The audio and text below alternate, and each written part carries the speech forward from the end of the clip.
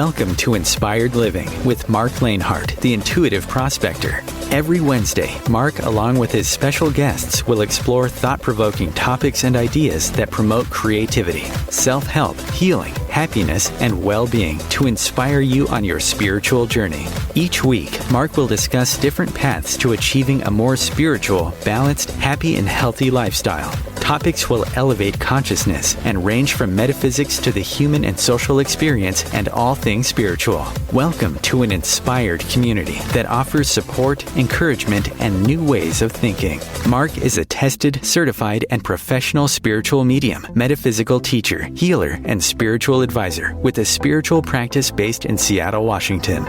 You are the inspired and the inspiration.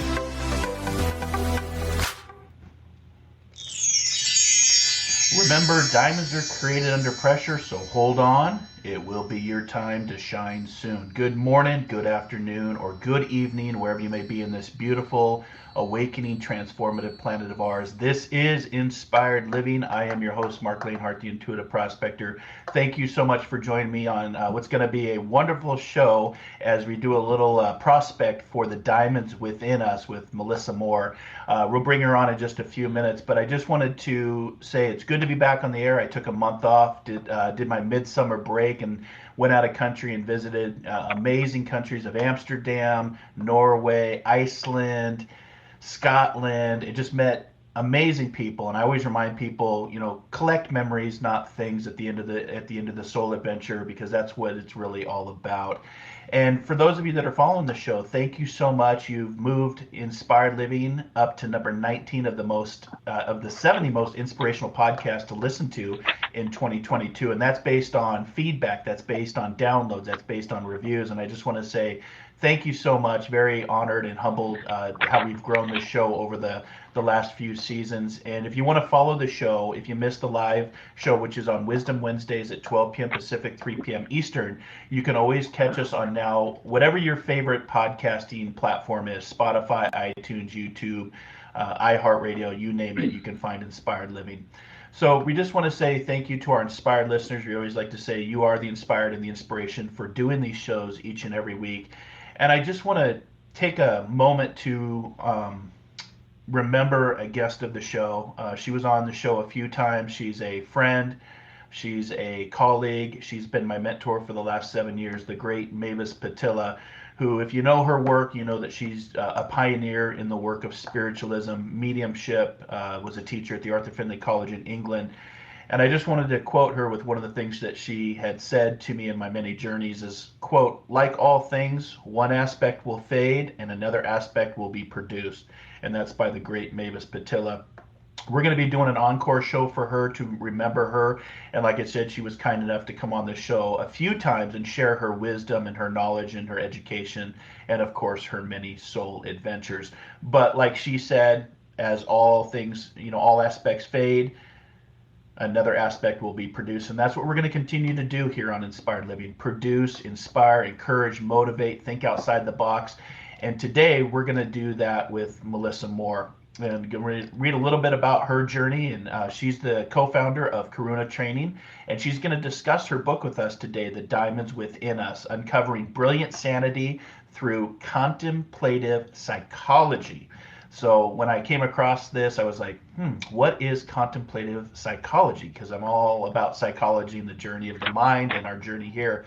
So Melissa Moore, she's a PhD, she's an educator and has dedicated her life to teaching Buddhism and contemplative psychology. She has a master's degree from Naropa University in contemplative psychology and a PhD from the California Institute of Integral Studies in San Francisco in Psychological Anthropology. Say that 3 times fast.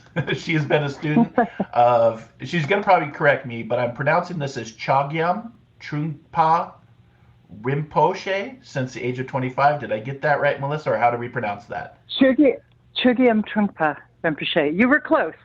I was close. Okay. So that's why I do these shows, because I'm always learning new words and new concepts. And you've been doing that since the age of 25. And you've been a senior teacher at the Shambhala community for the past 30 years. Shambhala community. Shambhala. Okay. And she's also the co-founder of, now I got this one, the Karuna Training, which is a certificate in contemplative psychology, which has been offered as a cohort training since 1996 in 8 countries. Melissa has been teaching contemplative psychology in Karuna for the past 27 years, all over the United States, Europe, Australia, and New Zealand. She is currently the executive director of Karuna North America. Melissa, welcome to Inspired Living. Thank you so much for having me. I'm delighted to be here. Yeah, and if you want to learn more about what we're going to be talking about today, you can go to karunatraining.com, and then the book, The Diamonds Within Us, I imagine that can be found on many platforms of where to get your books at. Is that correct? Amazon, yeah. Amazon. Amazon. Okay, Amazon's always the big one, but I always try to remember the little publishers as well. Yeah, it's available in Audible. That's where it's available. Unfortunately, I haven't really distributed it as widely as I perhaps should. So, well, hopefully we can help you grow that. But when I saw this title, "The Diamonds Within Us: Uncovering Brilliant Sanity Through Contemplative Psychology," me as the intuitive prospector, one of the things I teach on is about finding that diamond within. No pressure, no diamond. Oh, yes. We all have pressures, and how do we reveal those diamonds? So let's talk about, let's just jump right into this because this hour goes by so quick. But let's talk about what is contemplative psychology for my listeners. Well, contemplative psychology means that there's a contemplative discipline. Contemplative usually points to prayer or something spiritual where we're in communion. In this case, it points to meditation. And contemplative psychology really means how to utilize the power of the present moment to awaken that which we already have within us, just wisdom that we have within us that isn't really separate from the world that we live in.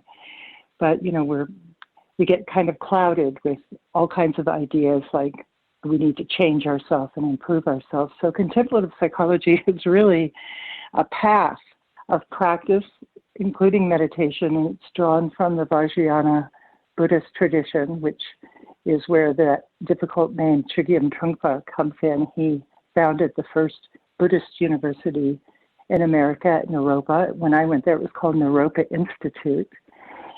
And this practice is pretty revolutionary, and I trained as a therapist, and I was not really happy working in that paradigm particularly. So I took the Karuna. Karuna is really a amalgamation of the teachings on contemplative psychology and practices taken out towards Westerners, anyone, and one doesn't have to want to become a therapist or a Buddhist for that matter, for these teachings to be applicable.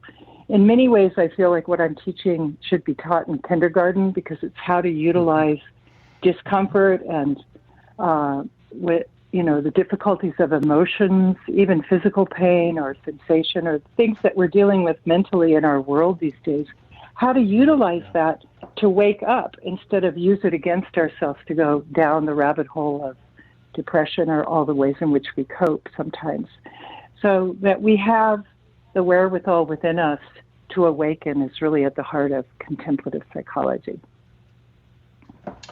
Yeah, and especially with the meditation piece of it. I know that in our society, because there is a lot going on in our world, I think we could all agree, the transformations that are taking place in our planet, and even just being outside the country for the last month, being able to see from an outside perspective what's going on in the world, what's going on with the planet, the droughts, the politics. There's just a lot of chaos right now. And I have 2 colleagues. One works in education, and she's a principal, and they're actually teaching, instead of going to time out or going to detention, they're actually teaching children to meditate on the aspects of, why would you find yourself in detention, and think about that mindfulness. So I thought that was kind of interesting. And then also our first responders are starting to, especially police officers, are starting to incorporate a form of meditation into beginning their shift work. So, that's just 2 colleagues that I know that have started to encompass meditation. And I always go back to, Buddha, when he was asked, what have you gained from meditation? And he replied, nothing. However, let me tell you what I have lost: anger, anxiety, depression, insecurity, fear of old age and death. And that's always stuck with me on this journey. Now, Yeah, Melissa, in the beautiful. book, you talk about, with meditation, you said contemplate, I'm reading from the book now, contemplative psychology marries Eastern and Western psychology, encourages students to explore the paradox of inseparability of wisdom and confusion with Yes, meditation as a baseline practice and a method by which to learn and face and touch our fears. Talk about the inseparability of yeah, wisdom and confusion a bit. I think people would be interested in that. beautiful.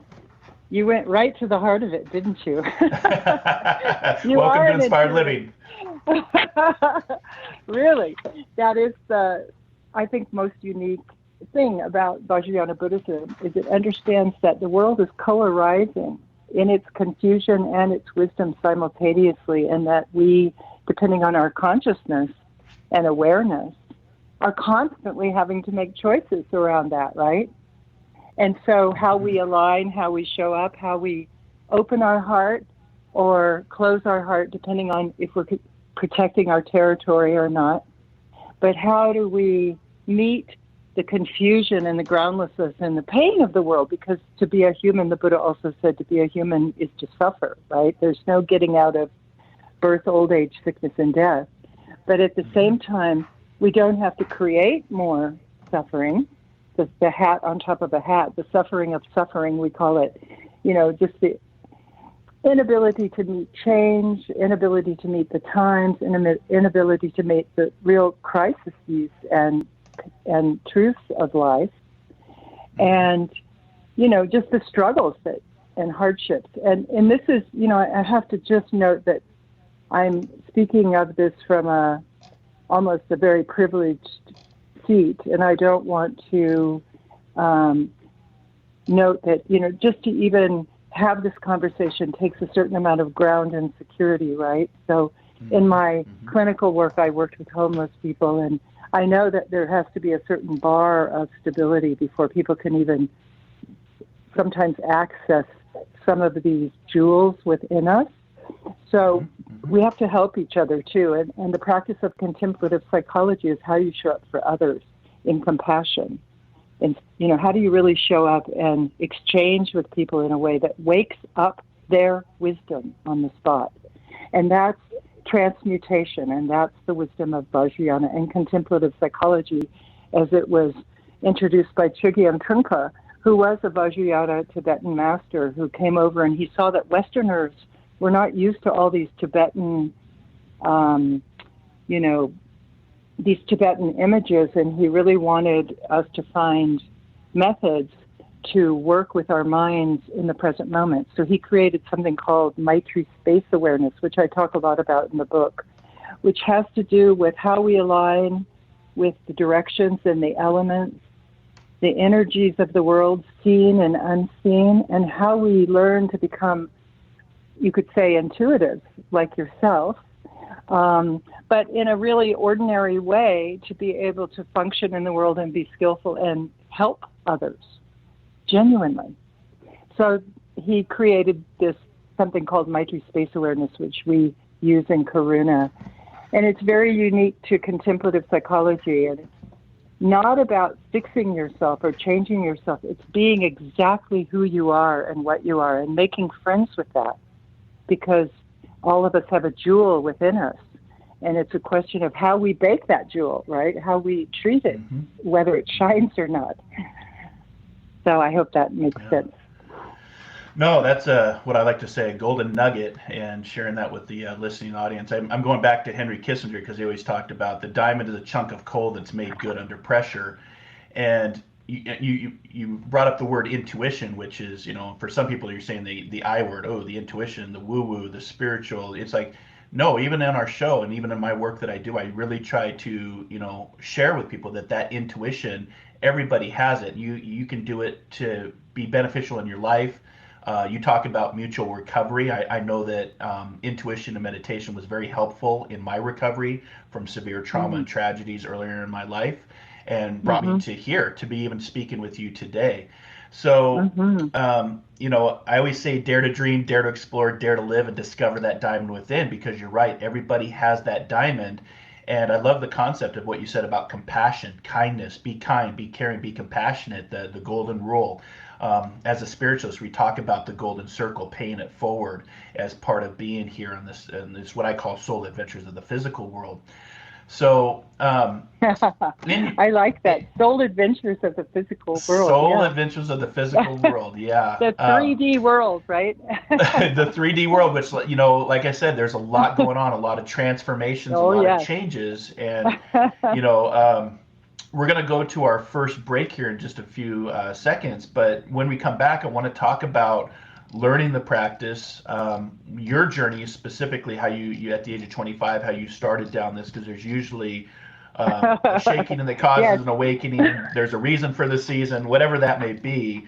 But we're gonna cut to our first break, and when we come back, let's talk about how to learn this and discover the diamonds within us. So we'll be back here in just a few minutes. This is Inspired Living Radio. Be inspired, inspire others, inspire before we expire. We'll be right back.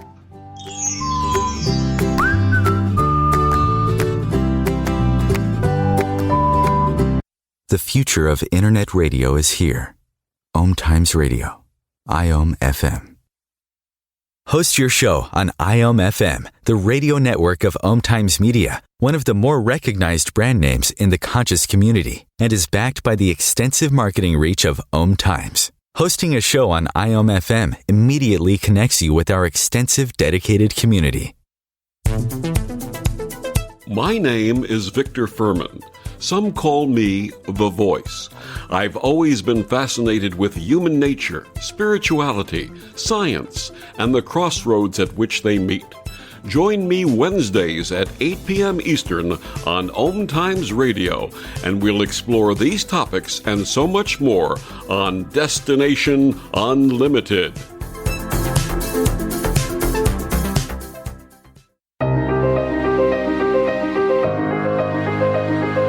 Hello, listeners. We hope you're enjoying the shows here on OMTimes Radio. Marc Lainhart here, and host of Inspired Living Radio. And I'd like to invite you to my morning show of inspiration, encouragement, healing, motivations, transformations, and discovering that diamond within. Metaphysical Mocha Mondays, every Monday morning at 8 a.m. Pacific Standard Time, 11 a.m. Eastern Standard Time, over on the Intuitive Prospector Facebook page and my YouTube channel, Soul Adventures. Dare to dream, dare to explore, dare to live, and discover that diamond within. You came across someone struggling with hunger. How would you recognize them? Would you notice an 8-year-old girl who's not excited for summer break because she may not be having lunch again until September? Or a war veteran who's having a hard time landing a job and getting back on his feet? I am the 1 in 8 Americans who struggle with hunger. I am hunger in America. Hunger can be hard to recognize. Learn why at IamHungerInAmerica.org. Brought to you by Feeding America and the Ad Council.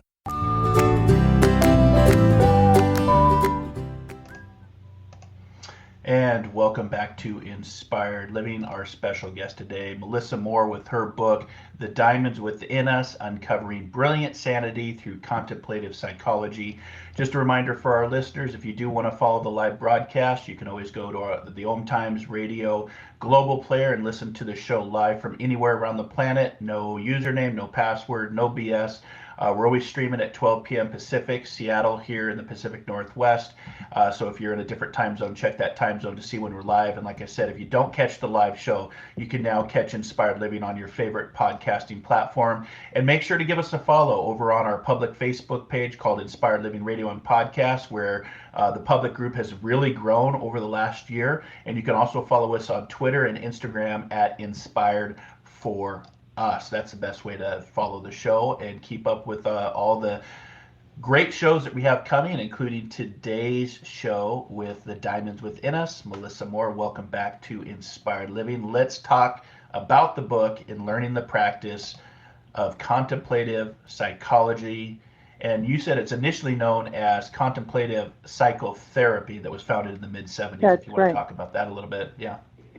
Sure. It was originally coming out of Naropa Institute at the time, but is now Naropa University. It was the first Buddhist-inspired university in America, in Boulder, Colorado, of course. And I was lucky to trip into it when I was in my early 20s. I was not looking for it, of course. But the thing is that it, but it's a really, it's changed a lot. There still is a contemplative psychotherapy program at Naropa, and I'm close with them and have taught at Naropa as well.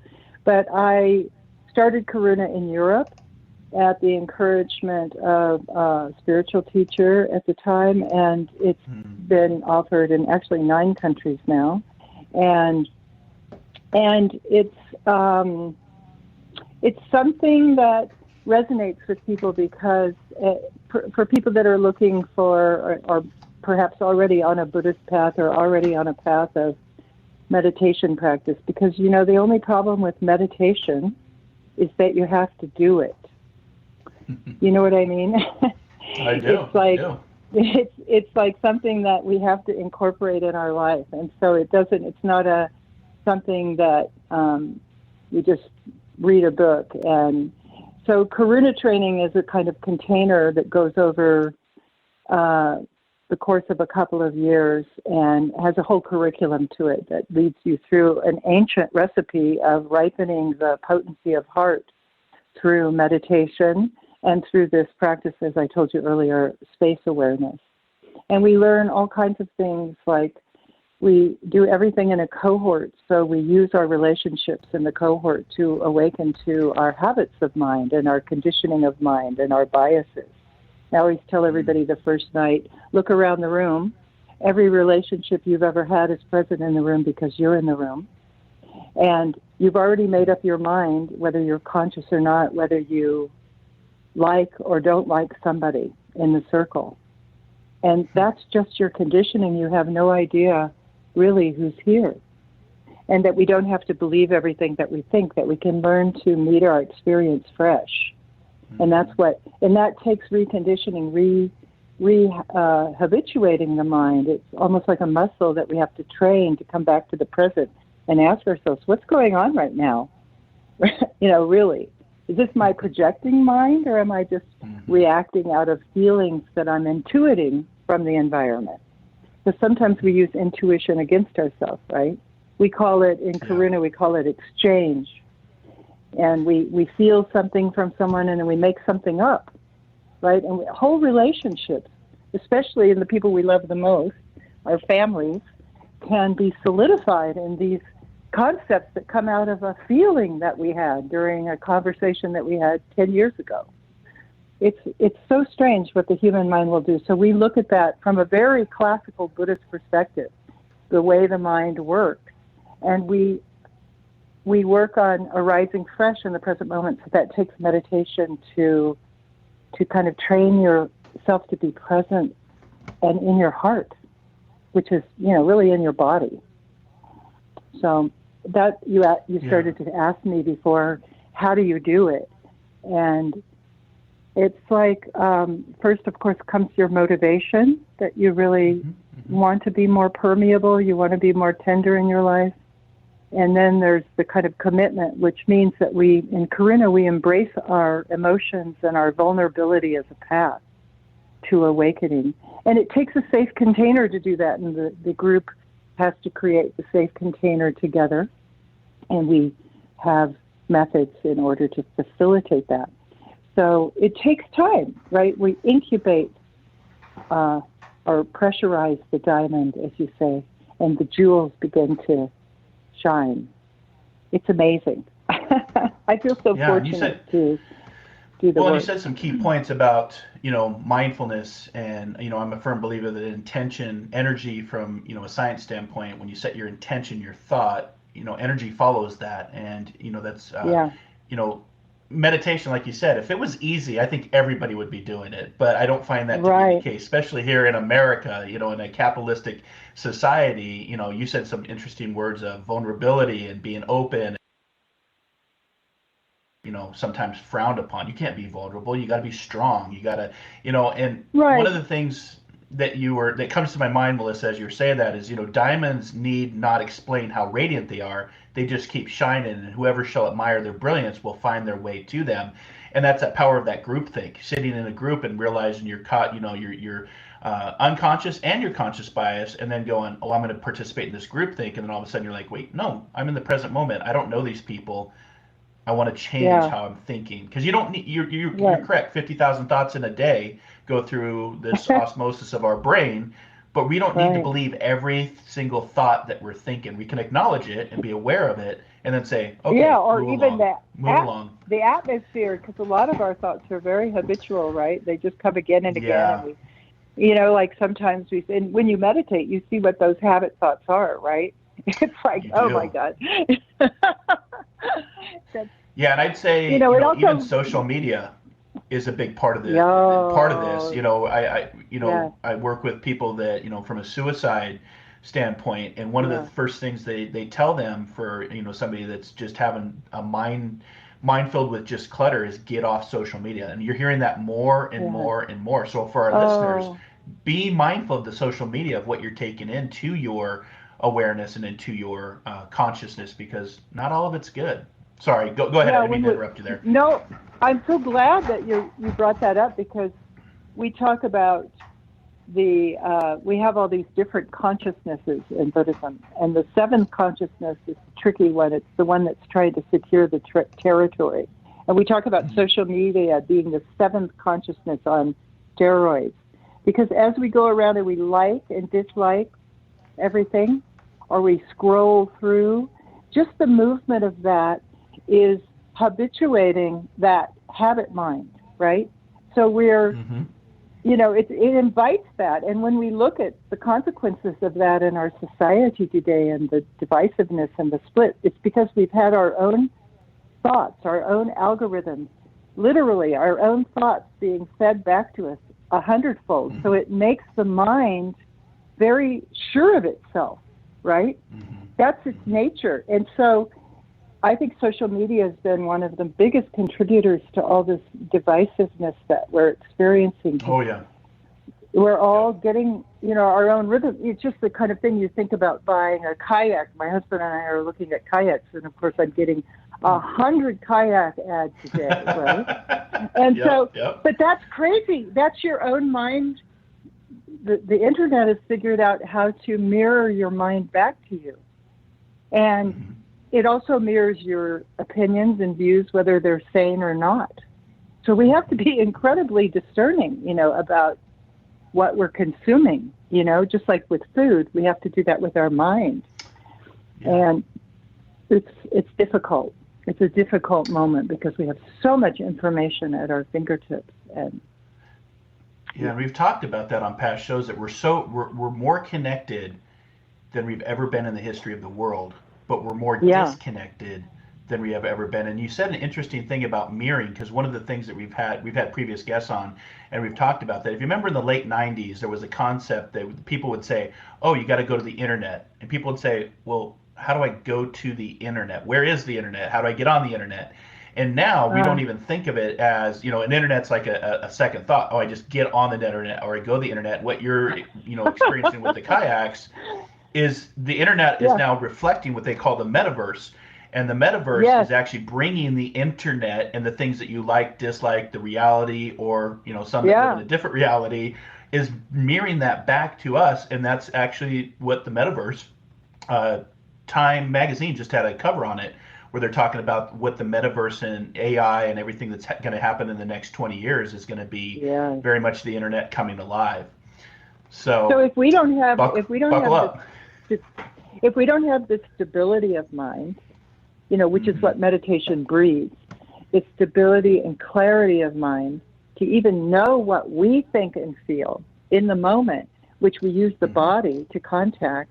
The body knows much more than the head knows often, right? And learning how to be extremely sensitive through very nuanced awareness in the body around emotional content. Become completely familiar with that. That's the path of contemplative psychology. So that when you exchange, when you feel it in yourself, you could be aware and be kind and bring the wisdom of it forward instead of the neurosis of it forward. And then when you exchange with it in others, not being reactive, but just being curious and being able to work with those invisible energetic forces that are bombarding us all the time. You know what I'm saying? It's like I do, yeah. It takes a real discipline of mind and a calmness of mind. That mind needs space, basically. Mm-hmm. We need more space in our minds and our bodies to feel. Yeah, so that's very much mind. at the heart. Right. Yeah, all those monkeys running around our head, and it's actually part of the teachings I teach my students is, the trust, the patient, but also the discipline and the dedication to what you're trying to accomplish with your intent.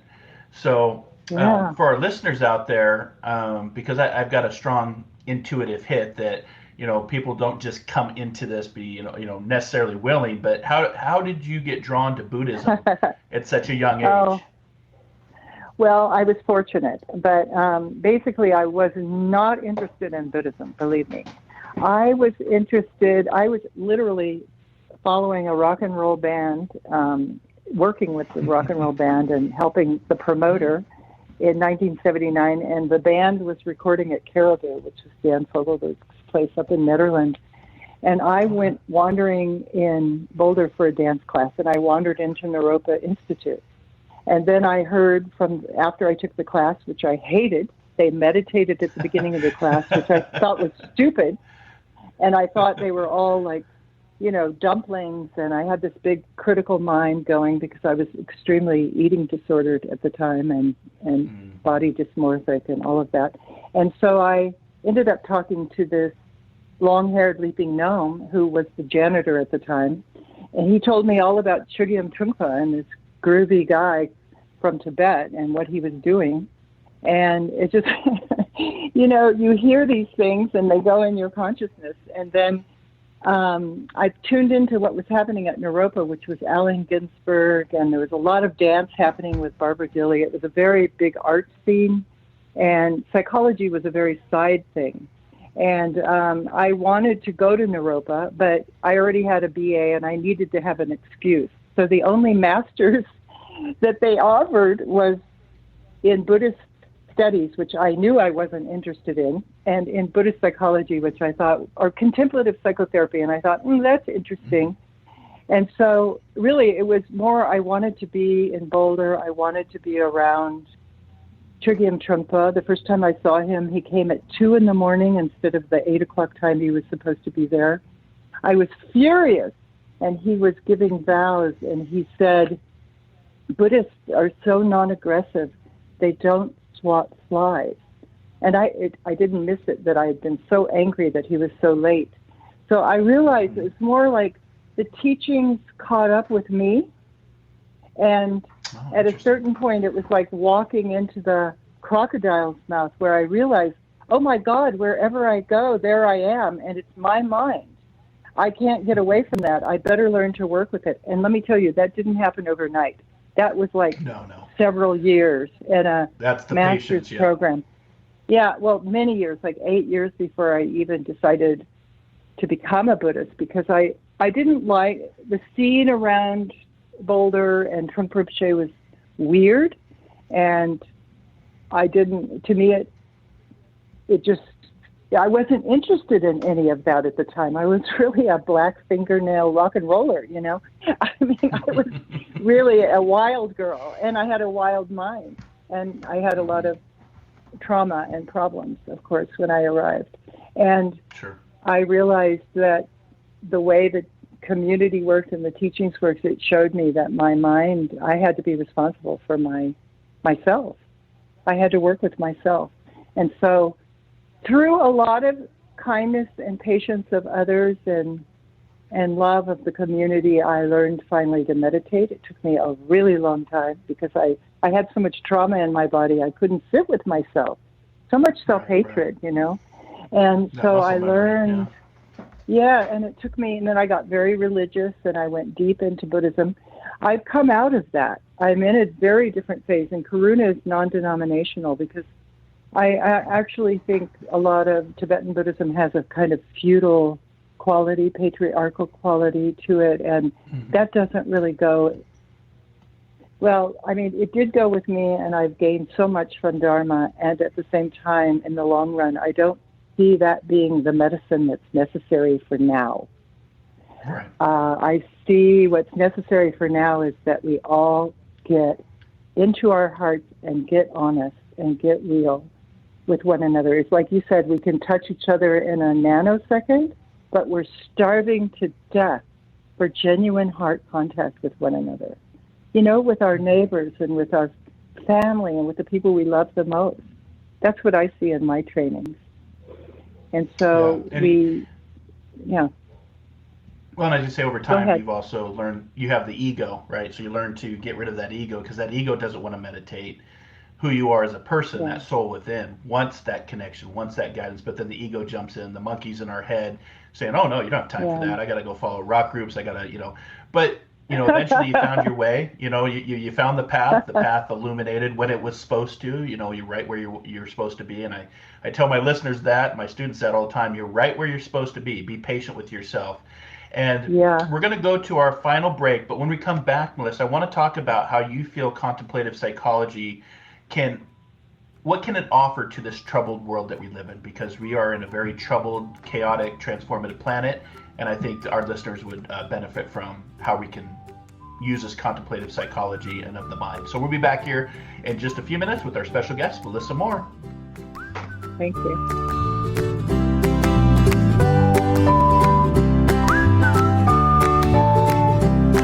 The cutting edge of conscious radio. OMTimes Radio. IOM FM.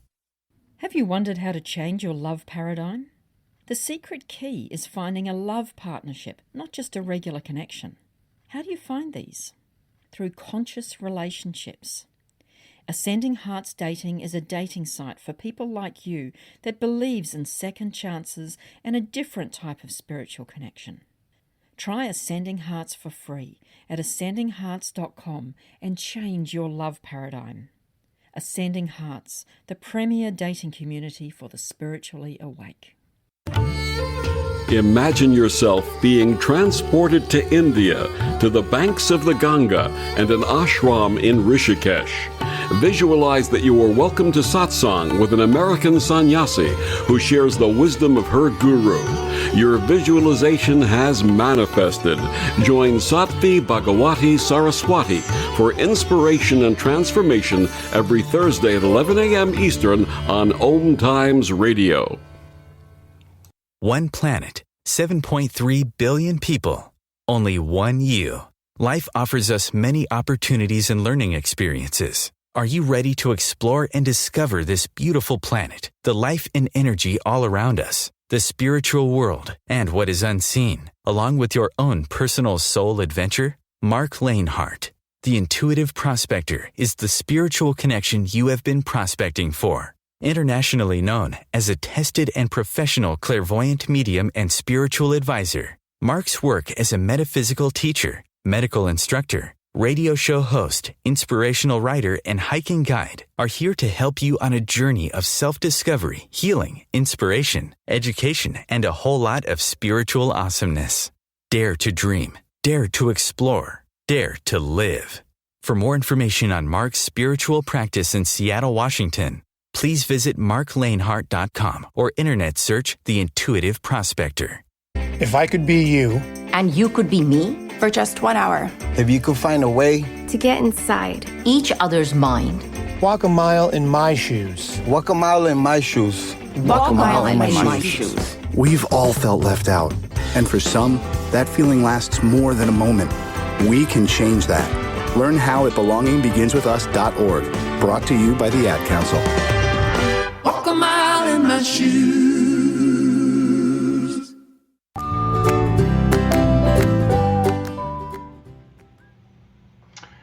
Welcome back. Confucius reminds us, better a diamond with a flaw than a pebble without. This is Inspired Living. Thank you so much for tuning into today's live show, soon to be over on podcast. Our special guest today, Melissa Moore, talking about her book, The Diamonds Within Us, Uncovering Brilliant Sanity Through Contemplative Psychology. You can learn more about Melissa's work and her book. You can visit karunatraining.com for more information. And I was just thinking during that break, Chris, I got to update that promo. We're at almost 8 billion people population. It tells you how long we've been doing the show. When I first recorded that commercial, we were at 7.3 billion. Now we're about to push 8 billion people on the planet. So a lot of growth and a lot of transformations over the last 7 seasons. So welcome back, Melissa. Wow. Let's talk about your book and let's get into what you feel contemplative psychology has to offer our very troubled planet. Well, first and foremost is this notion that one has to discover within themselves what we talk about basic sanity. Brilliant sanity is sort of the fruition. But basic sanity is just something that being born into one's humanity and the capacity to feel in the heart and the capacity to synchronize one's body, breath, and mind in the present moment, you can experience some kind of wholesomeness through that. And we call that basic sanity, or sometimes we talk about it as intrinsic health. And we have all kinds of ideas about health these days, that health means I'm wealthy, or I look good, or I should be thin, or I have a partner, or I have money in the bank. Whatever it is, this is there. This capacity is in us, whether we feel it or are aware of it. Even if we have a diagnosis that proves that we don't have it, we have it. And so a lot of training has to occur, again, through meditation and contemplative interaction and contemplative experiential work with other people who are like-minded with the same intention can really open the heart in such a way that we discover that. And we call that making friends with ourselves as we are. And that is something I feel the world really needs to do, because we're so consumer-oriented and looking for a way out of what we are or who we are. And so we're constantly, trying to change ourselves and consume or have the right house or have the right job or have the right relationship, when ultimately it comes back down to who and what we are in this present moment and how we act. So I think that is so simple, but this intrinsic health is one of the great gifts of contemplative psychology for the time. And then lots of skills and nuanced awareness in the way in which we have become habituated in the way we interact with the world, and learning what that is. Like, we have biases and we have all kinds of ways in which we react habitually, and studying that through something we call the 5 Buddha families, which is an ancient mandala over thousands of years old that is a teacher to the different energies of the world and different kind of personality styles of the world. It's not like a Enneagram, because we have all the elements and we have all the energies in us, and how we show up is a combination of all of this. So getting nuanced in our invisible energies and manifestations of speech and the way that we think. So contemplative psychology is really a lifelong path. I always say you teach what you need to learn, and I've been teaching it for a very long time. And I think that it's a practice that one has to remember day in and day out and affirm with intention. Oh, I think I'll be kind today. I think I'll abide in my heart today, or this moment. Can I remember to do that when the guy cuts me off in traffic, and all those habit things that we have in us, And just having a sense of humor is so important too. And one thing, when you work in a big group of people, you just see that we're all in some ways very similar in our styles and thought patterns, and we could have a lot of humor around that, So learning to, you mentioned the ego, if you have a body, according to contemplative psychology, you will have the things in place to have an ego. So it's not, and you need an ego to be able to function also in the world in terms of, all the things of getting a job and supporting yourself or whatever you have to do in this life. But we don't have to be ruled by the ego. And that's, just understanding like that space between habit mind and authentic mind in the present moment is so important. And we have to train ourselves to do that. We have to, right? We have to remind each other. That's what this show's about. It's reminding people of the power they have and the spiritual access they have. That's what I understand the show's about. Am I right? Yeah, no, you're very right. But, with that as well, Eckhart Tolle talks about awareness as the greatest agent for change and becoming aware of your ego, because there are some people out there that don't have awareness to their ego, right? That, That's true. And that takes time, sure. and that takes meditation, and it also takes, it mantras. Takes humility. Humility. Put a soul contract up on your mirror saying, today I'm going to be kind, caring, compassionate. I'm going to smile at a stranger. And, it's that daily reminder too, right? To be in the moment. That's the power of being in the moment. And, it reminds me of a quote from Daniel Defoe where he says, the soul is placed in the body like a rough diamond and must be polished, or the luster of it will never appear. And, that luster is what I call life. Learn it from experience. That luster and the life experiences is what gives us the polish, to emerge from the darkness, like, you said earlier on in the shine, but to emerge that diamond from the darkness and reveal its beauty and its luster to the world and share those gifts. Like you said early on in your journey, there was a lot of trauma and that muscle memory, and how do you get out of that trauma? I always call it the TNT, the trauma and the tragedy that blows our lives up and gets us thinking, different ways that we never thought possible. Like, I'm walking into this institute. What in God's name am I doing in this institute? I don't want to meditate, right? The blessing. The blessings. And I want to read out of the book real quick for our listeners, and this is actually right out of The Diamonds Within Us, to add to what you're saying, Melissa, because it says, contemplative psychology is a journey of learning how our bodies, speech, and mind are not actually separate entities. However, to cultivate awareness, we pay attention to synchronizing all three in the present moment. By synchronizing our body, speech, and mind, we begin to contact our intrinsic health. Along the way, we become aware of habits of desynchronizing, how we are always trying to do a little bit more with the time we have and end up causing ourselves mishaps due to mindlessness. Contemplative psychology is a path that requires befriending ourselves no matter what. Befriending warts, horns, and claws we'd rather others not know exist. These habits I speak about are always about clinging to ideas of who we should be instead of who we are. Yeah, Brilliant. You summarized everything I said. Thank you. Well, that's my job as the host. You went right to it. Yeah, you went right to it, though. First, the co-emergent aspect, the paradoxical piece of it, and then to the intrinsic health. Good for you. Yeah. Thank you. And, just a very interesting read. It's an easy read for our listeners out there. I highly recommend getting it because, again, we all are these diamonds, and it's about what we want to share with the world.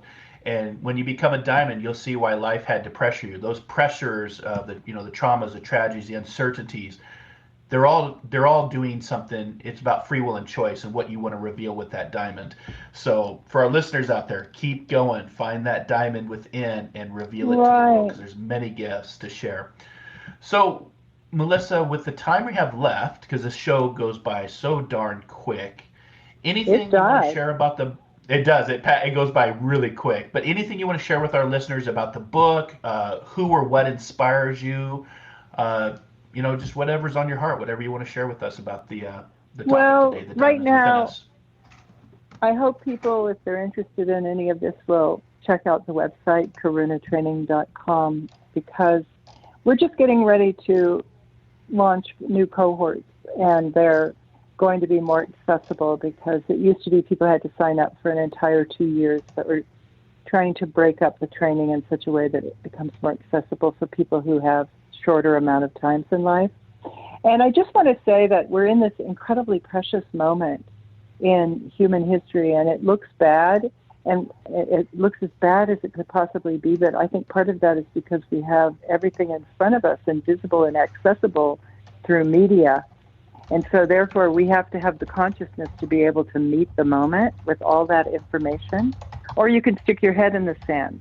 But if you want to be out in the world, one has to be awake and gentle and very permeable of heart and not so, reactive to everything. So I just want to say that, life is hard and we're kind of being demanded on right now to raise our gaze and meet a very different world than most of us know.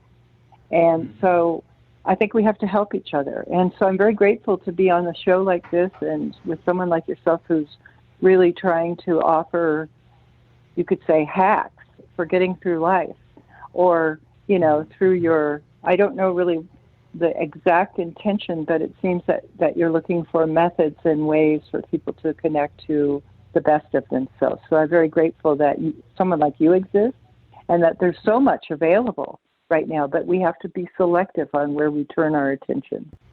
So that's how I'll end. Thank you for having me. No. I really appreciate your work. Well, thank you so much, and appreciate you and the work you're doing and being on the show today. Like you said, we got to raise our gaze. We've got to, I believe that a rising tide lifts all ships, and, we're in this together. What happens next? We're in this together. And I keep reminding people, and I do the show with many topics, because you're right. I never thought about it, life hacks, I guess, with the topics that we cover and just the broad spectrum of guests that we've had on over the 7 seasons of Inspired Living. It not only helps me and our listeners, but it's different ways to try to get through life from a different perspective. We always say in spiritualism, the art of spiritualism is your ability to shift your perspective. Non-denominational, but looking at us as human beings, spiritual beings having a physical experience, if you will. But, it really does come back to my philosophy that, if there's no pressure, there's no diamonds, but we know that diamonds are forever. So for our listeners out there, go do a little bit more prospecting for what's right for you to find that diamond within. And one of the ways you can do that is to head over to karunatraining.com, check out the book, The Diamonds Within Us, Uncovering Brilliant Sanity through Contemplative Psychology. It's a fascinating topic. We could spend hours talking about the brain, right? Just in psychology as a whole. That's going to have to be a whole nother show. But, if you have future projects coming up, Melissa, let us know if you want to come back and share that with our inspired listeners. We have a global audience, so love to have you back and continue the conversation. And anything else? Thank you for having me. I so appreciate it. Thank you. And good work. You're very welcome. So interesting. Thank you. Yeah. One last thing before we go, before that music cues in. What inspires you, Melissa? What or who inspires you? What inspires me is open, vulnerable, sentient heart, not just with humans, but with all sentient, and even the trees and the greenery and so forth, the heart of the world and the capacity to exchange with it in the present moment. I love that. So thank you for being on today. For inspired listeners out there, we'll be back with more shows coming up. I am back from my midsummer break, so we're working hard to get some really great guests like Melissa today talking about the diamonds within us. Make sure to check out that book. And again, you can go to karunatraining.com and learn about the work she's doing here as the executive director at Karuna North America. Thanks so much for being on today, Melissa. We appreciate you. And we like to say you are the inspired and the inspiration that it helps keep this momentum and intent and life hack going. So we appreciate you and all that you're doing. So we'll be back for another Wisdom Wednesday. You can always follow the show at 12 p.m. Pacific, 3 p.m. Eastern. Follow us over on our Instagram, Twitter channels at Inspired for Us, or over on Facebook on our main page, Inspired Living Radio and Podcasts. And I will leave it there until our next soul adventure together. Please be kind, be caring, be compassionate, and most importantly, dare to dream, dare to explore, dare to live, and discover that diamond within. Take care, everybody. Have a great week. Namaste.